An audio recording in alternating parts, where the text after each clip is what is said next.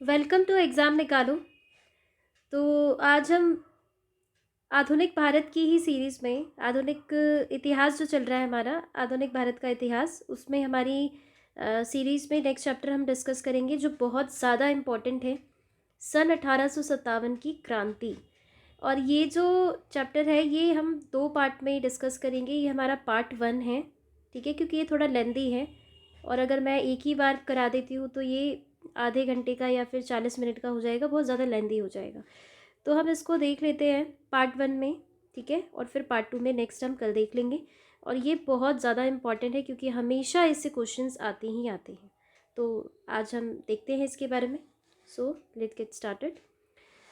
सबसे पहले 1857 ईस्वी की क्रांति सर्वप्रथम कहाँ से प्रारंभ हुई थी?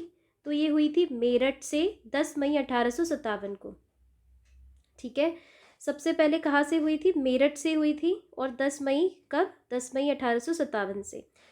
34वीं रेजिमेंट के सिपाही मंगल पांडे ने किस स्थान पर विद्रोह किया था? तो ये बैरकपुर में किया था, पश्चिम बंगाल। सबसे पहले देखो क्या है कि इसका नाम है बैरकपुर, ठीक है। और ये है 34th रेजिमेंट है ये, जिसके सिपाही थे मंगल पांडे। और ये कहाँ पर है? पश्चिम बंगाल में है, ठीक है। तो वहीं के जो सिपाही थे मंगल पांडे ने, तो चर्बी वाले कारतूस जो थे उस टाइम पे, सैनिक विद्रोह जिसको बोला जाता है, इसको सैनिक विद्रोह भी बोला जाता है एक तरह से। इसका तात्कालिक कारण क्या था? चर्बी वाले जो कारतूस थे, ठीक है। पहले इनके पास जो एनफील्ड, ये जो एनफील्ड राइफल थी, उस पर क्या कर दिया था इन्होंने कि है ना, चर्बी वाले कारतूस को काट के मुंह से, तब है ना उस पर हम यूज़ कर सकते थे उसको, मतलब सैनिक यूज़ कर सकते थे। इसी वजह से क्या हुआ था कि ये विद्रोह स्टार्टिंग में पनपा था, जिसको सैनिक विद्रोह भी कहा जाता है। तो उसका जो बहुत तात्कालिक जो कारण था वो यही माना जाता है कि चर्बी वाले जो कारतूस थे उसमें लगे हुए, उसी वजह से क्या हुआ था, ये विद्रोह शुरू हुआ था। तो आगे आगे देखते हैं, पता चलता रहेगा हमें। वर्ष 1857 के स्वाधीनता संग्राम के प्रतीक क्या थे? तो कमल और रोटी। कोई भी जैसे विद्रोह होता है या कोई युद्ध होता है तो उसका पर्टिकुलर कोई प्रतीक दे दिया जाता है। तो उस टाइम पे 1857 की जो क्रांति थी उसके जो प्रतीक थे क्या थे? कमल और रोटी। सब पूछे जाते हैं, बहुत इंपॉर्टेंट है सारे क्वेश्चन, इसमें सारे पॉइंट जितने भी है सब इंपॉर्टेंट है। वर्ष 1857 के विद्रोह का तात्कालिक कारण क्या था? जैसे अभी हमने देखा एनफील्ड राइफल में चर्बी वाले कारतूसों का प्रयोग, ठीक है। अभी हमने डिस्कस किया कि एनफील्ड राइफल जो थी, पहले तो इनके पास जो दूसरी पुरानी बेस फील्ड राइफल करके नाम था वो चलाते थे ये। उसके बाद नई एनफील्ड राइफल्स का उसमें डाला गया, तो उसमें क्या हुआ कि एनफील्ड राइफल में चर्बी युक्त कारतूस लगा दिए गए थे, और उसमें भी किसकी? गाय और सुअर की चर्बी से। और इसका कोई प्रूफ नहीं है कि लगाई थी, लेकिन ये एक तरह से वहाँ पे पूरी अफवाह फैली हुई थी कि गाय और चर्बी की जो चर्बी वाले कारतूस उस पर लगाए हुए हैं। इसी वजह से क्या हुआ था, ये एक तरह से पनपी थी ये।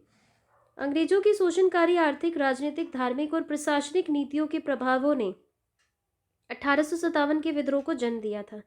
देखो, अगर तात्कालिक कारण पूछें तो हमारा क्या था कि चर्बी युक्त कारतूस के उससे हुआ था। लेकिन अगर हम ओवरऑल देखें, ओवरऑल क्या है कि उसकी जो अंग्रेज़ों की आर्थिक, उनकी मतलब इकोनॉमिक, पॉलिटिकल, रिलीजन और उनका जो एडमिनिस्ट्रेटिव प्रभाव था उन सब का, उसकी वजह से क्या हुआ था कि 1857 के विद्रोह में इतनी ज़्यादा लोगों के अंदर वो हुआ और उन्होंने ये जो विद्रोह था बहुत बड़े पैमाने पे स्टार्ट किया, ठीक है। तो नेक्स्ट देखते हैं हम। 1857 विद्रोह के समय भारत का गवर्नर जनरल कौन था? तो लॉर्ड कैनिंग था, ठीक है। ये पता होना चाहिए, बहुत इंपॉर्टेंट है ये कि भारत का गवर्नर जनरल 1857 ईस्वी के विद्रोह के टाइम पे कौन था? तो कैनिंग था। 1857 के विद्रोह के समय ब्रिटिश प्रधानमंत्री कौन था? तो ये पामस्टन था, ठीक है।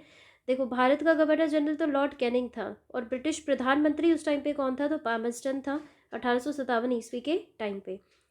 1857 के स्वतंत्रता संग्राम से संबंधित पहली घटना कौन सी थी? तो पहली घटना थी सैनिकों का दिल्ली के लाल किले पर पहुंचना। सैनिक ने सबसे, देखो पहले कहाँ से, मेरठ से स्टार्ट हुआ था, ठीक है, 10 मई 1857 में, ठीक है। और उसके बाद स्टार्ट होने के बाद सबसे पहले वो कहाँ पहुँचे थे? दिल्ली पहुँचे थे और लाल किले के ऊपर कब्जा किया था, लाल किले पे, ठीक है। नेक्स्ट देखते हैं, 1857 के विद्रोह में भाग लेने वाले सर्वाधिक सैनिक किस राज्य या फिर क्षेत्र से थे? तो वो थे अवध से। और बोला जाता था कि अवध का कोई भी ऐसा घर नहीं होगा जिससे कि 1 या 2 सैनिक उसमें से होना, सब घर में से 1 या 2 सैनिक उसमें युद्ध में सम्मिलित थे। तो अवध से सबसे ज़्यादा जो थे सैनिक, सर्वाधिक सैनिकों ने भाग लिया था 1857 के विद्रोह में। ठीक है, नेक्स्ट हम देखते हैं। तो नेक्स्ट देखा जाए 1857 ईस्वी में किसने इलाहाबाद को आपातकालीन मुख्यालय बनाया था? तो कैनिंग ने ही बनाया होगा, क्योंकि उस टाइम पे गवर्नर जनरल कौन था?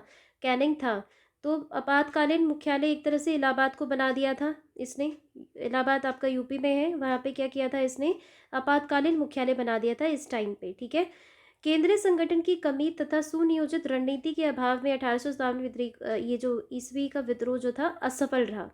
अब देखो, ये जो कर तो दिया था, ये विद्रोह हुआ तो था, लेकिन एक तरह से असफल रहा था। इन ब्रिटिशर्स ने इसको कुचल दिया था। क्यों? इसका रीज़न ये था कि किसी भी सेंट्रल ये जो केंद्रीय संगठन की कमी थी, उसको नेतृत्व करता कोई नहीं था, और सुनियोजित रणनीति भी उसमें कोई नहीं थी। तो इसके अभाव के कारण क्या हुआ था? ये असफल रहा था। 1857 के जो विद्रोह था ये असफल रहा। लखनऊ में 1857 ईस्वी की क्रांति का नेतृत्व किस महिला ने किया था? तो ये बेगम हजरत महल ने किया था। ये बहुत इंपॉर्टेंट, ये सारे पूछे जाते हैं कि किस एरिया में किसने उसका नेतृत्व किया था। ठीक है, और कब असफल इसलिए रहा था? क्योंकि पूरे ऑल ओवर इंडिया में एक तरह से उसको ठीक से सुनियोजित रणनीति देने वाला कोई नहीं था ठीक से, और उसका ठीक से नेतृत्व करने वाला कोई नहीं था। सब अपने अपनी जगह पे अपने हिसाब से इसको करने में लगे हुए थे। इस वजह से क्या हुआ? असफल रहा। 1857 ईस्वी की स्वाधीनता संघर्ष में प्रमुख भूमिका निभाने वाली रानी लक्ष्मीबाई का जन्म कहाँ हुआ था? तो वाराणसी में जन्म हुआ था। ठीक है, वाराणसी में इनका जन्म हुआ था। ये इम्पॉर्टेंट है। और रानी लक्ष्मीबाई को अंतिम युद्ध में किसने पराजित किया था? कैप्टन होयरूज ने पराजित किया था। ये भी बहुत इंपॉर्टेंट है, पूछा जाता है। कैप्टन होयरूज ने रानी लक्ष्मीबाई को अंतिम युद्ध में पराजित किया था। असम में 1857 ईस्वी की क्रांति कौन थे? तो दीवान मनीराम दत्त थे। असम में कौन थे? दीवान मनीराम दत्त थे। लखनऊ में कौन थे? लखनऊ में बेगम हजरत महल थी। ठीक है, झांसी में रानी लक्ष्मीबाई थी। असम में कौन थे? दीवान मनीराम दत्त थे। ठीक है, नेक्स्ट देखते हैं। नेक्स्ट है, फैजाबाद से विद्रोह कर रहे किस क्रांतिकारी को पकड़ने के लिए 50,000 रुपये का इनाम रखा गया था? तो मौलवी अहमदुल्ला।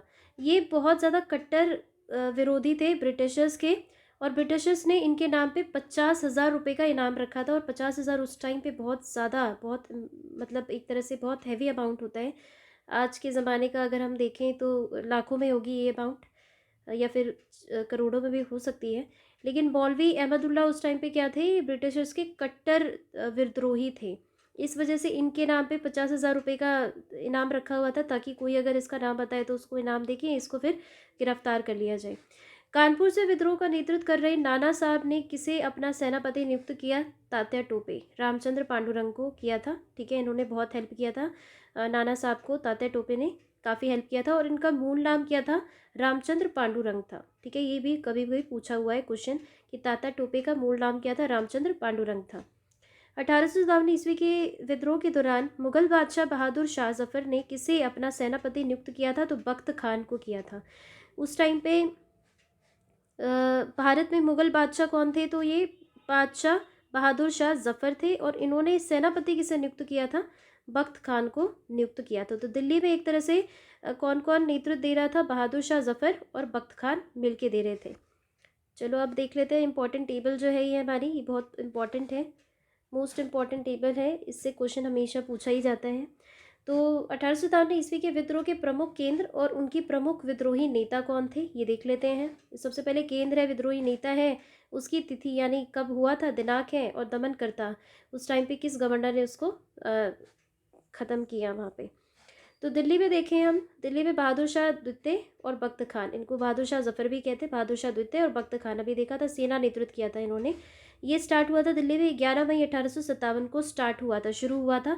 और दमन करता इसको किसने दबा दिया? निकलसन और हडसन ने। ये ब्रिटिशर जो थे एक तरह से सैन्य अधिकारी, इन्होंने क्या किया था? इसको दबाया था निकलसन और हडसन ने।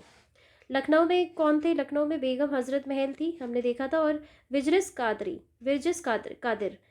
कादिर और बेगम हजरत महल इंपॉर्टेंट ये है बहुत ज़्यादा, इन्होंने शायद सैन्य कार्यवाही की होगी, इनके बारे में थोड़ा सा देख सकते हैं। विरजिस कादिर हैं और बेगम हजरत महल है।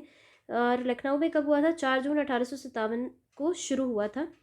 इसको दमन किसने किया था? कॉलिन कैंपबेल ने किया था, कॉलिन कैंपबेल ने। नेक्स्ट देखिए, झांसी ग्वालियर में रानी लक्ष्मीबाई और तात्या टोपे ने मिलकर किया था, 4 जून 1857 में हुआ था इसमें।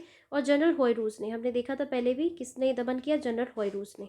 नेक्स्ट देखते हैं कानपुर। कानपुर में नाना साहब और तात्या टोपे दोनों ने, तात्या टोपे ने सैन्य नेतृत्व प्रदान किया था नाना साहब को, और 5 जून 1857 को शुरू हुआ था। इसमें कॉलिन कैंपबेल थे, ठीक है, कॉलिन कैंपबेल।